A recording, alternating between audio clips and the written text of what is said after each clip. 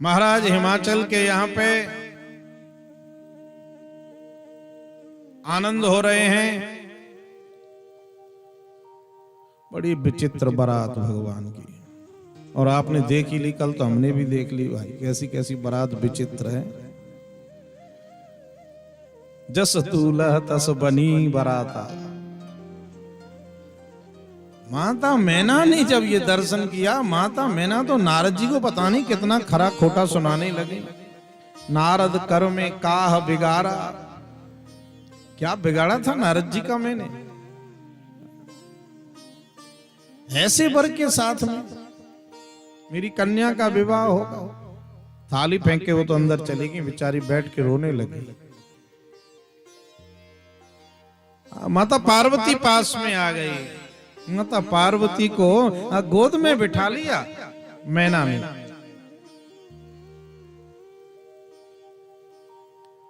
और बड़ी बातें हैं। जिस विधाता ने तुम्हें इतनी सुंदरता दी, उस विधाता ने तुम्हारे भाग्य में ऐसा पति लिखा है।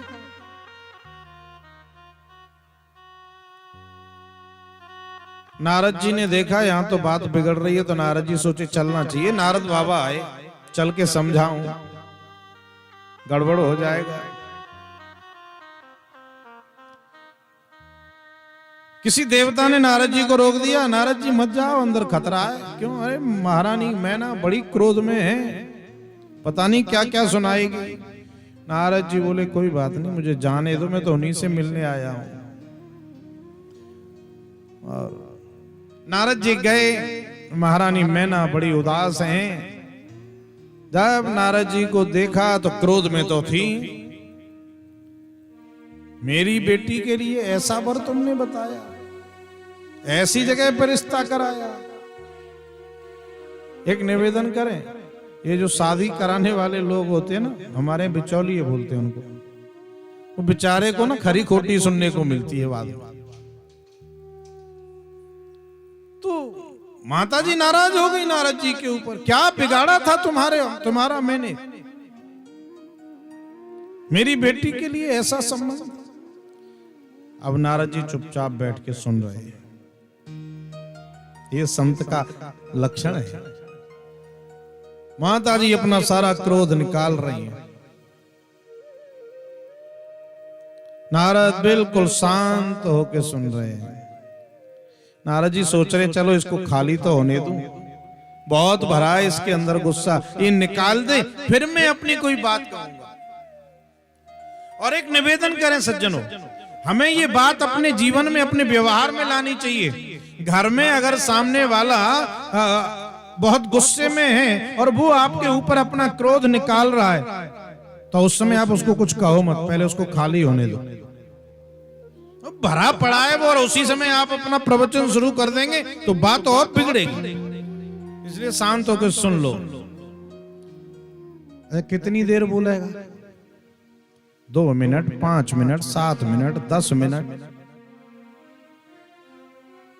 जब खाली हो जाए फिर आप बोलो। तब आप बोलेंगे तो उसे कुछ सुनाई देगा, कुछ समझ आएगा। और वो अपना भरा पड़ा है, वो अपना खाली हो रहा है, और तुम और उसमें भरने की कोशिश कर रहे हो, तो बात बिगड़ती है। अच्छा, कई लोगों का तो ऐसा स्वभाव होता है कि वो गुस्सा कर रहा है ना, वो अपना निकाल रहा है और आप कुछ बोल नहीं रहे हैं। तो पता है बाद में क्या कहता है? अच्छा, हम इतनी देर से बोल रहे हैं, हम कोई पागल हैं, जवाब ही नहीं देते हो। अब ऐसी परिस्थिति आ जाती है, बोलो तो मुसीबत, न बोलो तो मुसीबत। तो जब माता मैना खाली हो गई, निकाल दिया सारा क्रोध, फिर नारद जी ने निवेदन किया, महारानी ये तुम्हारी गोद में जो बैठी है जानती हो कौन है? अरे कौन है? मेरी बेटी है, मेरी पुत्री है। अरे देवी, सच ये नहीं है कि ये तुम्हारी पुत्री है, सच तो ये है कि तुम इसकी पुत्री हो। ये तो जगन माता भवानी है। और ये जो तेरे दरवाजे पे इसके साथ ब्याह करने आए हैं, वो साक्षात त्रिलोकीनाथ त्रिपुरारी भगवान भोलेनाथ हैं। ये तो सब लीला चल रही है, तो काहे के लिए? जब समझाया है तो नारद जी से क्षमा मांगी है और विवाह कार्य संपन्न हुआ, जैसा कल आप लोगों ने आनंद लिया।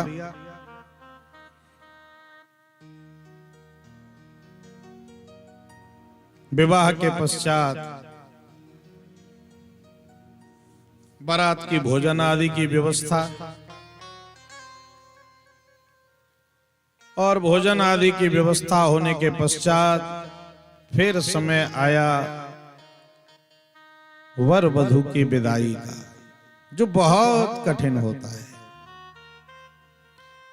तो माता मैना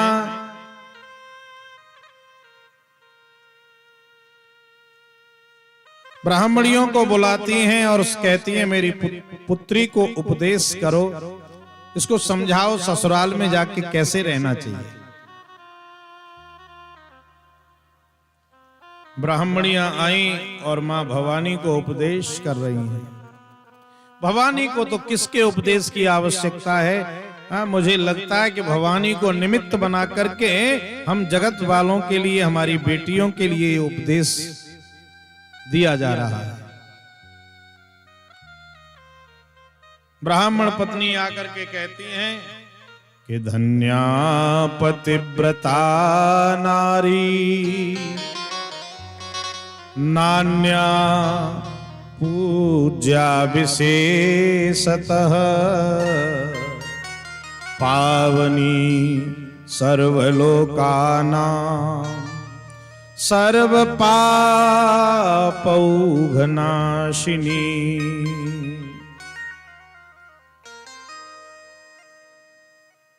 हे देवी, पत्नी का धर्म है कि वह पति के साथ उसका अगाध प्रेम हो।